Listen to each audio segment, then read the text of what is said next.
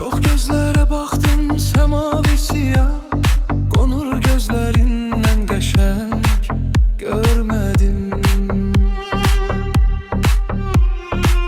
Bağlarda gül azdı dalla lale, dodaqların kimi çiçek görmedim. Her cayı insanlar çok vədə verdi, onlar da saf ürəkdilər, görmedim.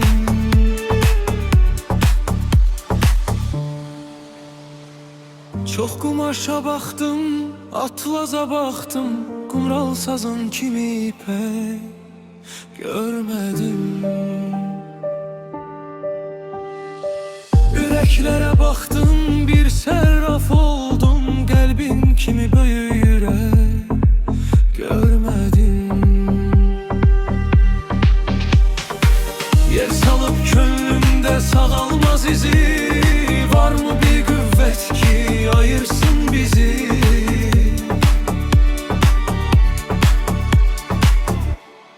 Çok kumaşa baktım, atlıda baktım, kumral sazın kimi ipek